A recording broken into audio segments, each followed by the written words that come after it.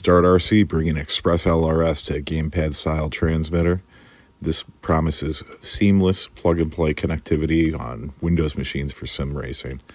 It has 4 toggle switches, 2 of which, the uppermost, are 3-position switches, which is a nice feature to have.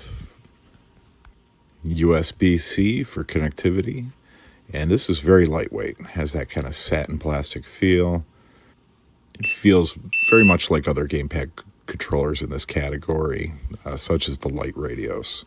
It seems to be constructed well, doesn't really have any flex in the casing at all, which is nice. These gimbals, no adjustable tension, but the tension feels adequate. And everything's positioned well and laid out. Pretty ergonomic feel. Now, the one thing that stands out is this bottom USB-C. There's no top one. Anybody that's used a controller knows that's not really where you want your cable positioned. We're going to get it plugged in, and it connects almost immediately. And it comes up as a VCP joystick, shows all our switches. But the one thing that stands out is there's 5 axes. Well, here we go. 5 axes. Can't auto-configure once we're in the sim. This is a big blow, and it really complicates the process for a beginner. So, is it just a fluke? Well, we'll take it into Velocidrone now. What do we have here? Again, 5 axes, 2 on the throttle. So this is an output mapping issue. So we know the output mapping on the controller is not correct, but the problem is there's no Wi-Fi activated on this TX, no way to get into it. So I'm going to set up a Docker container and try to get into it here. I was able to read the data stream coming in and out and connect, and no avail getting Wi-Fi to activate. I just kept getting a dead ping loop over and over again. So we're shut out on Wi-Fi.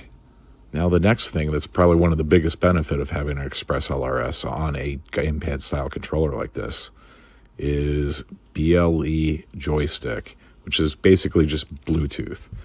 And yep, we strike out again, not able to activate it. Just another dead ping loop.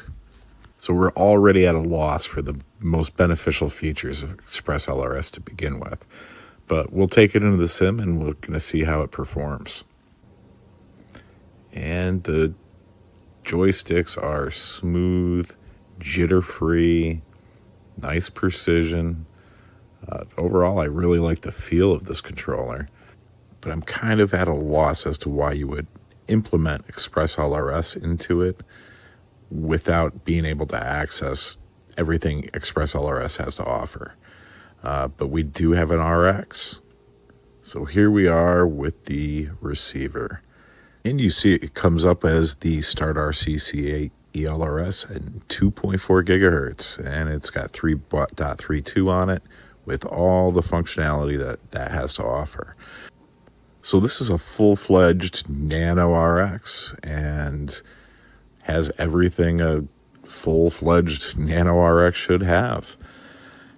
So where does this leave us? I mean, I connected to the RX fine with my Zorro. It functioned as it should, but we also didn't have telemetry. So we don't have the polish, and it's not quite up to par where it should be. So if you plan on using the TX and the RX, you're going to have to leave them on the firmware they're on. So even though you can upgrade the RX, there isn't a dedicated target for the RX, and the TX you can't upgrade anyways. So you're stuck in the 3.0 realm of firmware for ELRS. So as it develops, you're missing out, but you're already missing out on all the features anyways. So where does that leave you? It leaves you with a controller that connects quickly to a Windows machine, is comfortable to use for long sessions, and ultimately it performs well in the sims. So if you can get around the gotchas, that's where this sits. This is what it's good for. If you can get a deal on it, it's definitely worth it. If you're looking for something for ELRS, this just isn't quite up to par, especially at the price point. I feel like there's much better contenders out there that will give you the full functionality that Express LRS has to offer. Maybe we'll get a configurator for this controller. and you can go in and fix a few things, but until then, I just can't recommend this transmitter. That's the box.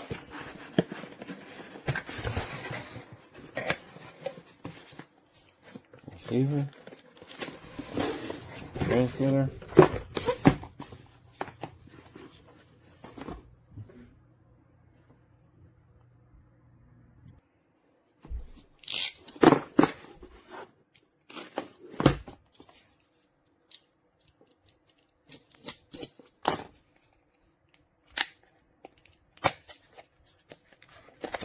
Nice little box that comes in.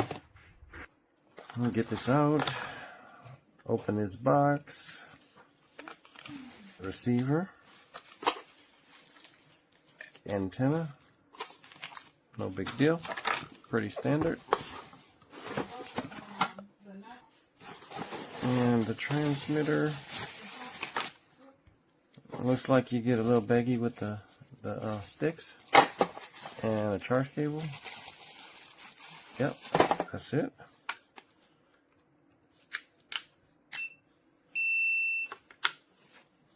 Yeah, we have to fire this up to really get a good look at it, but everything looks good for this unboxing and quality looks good.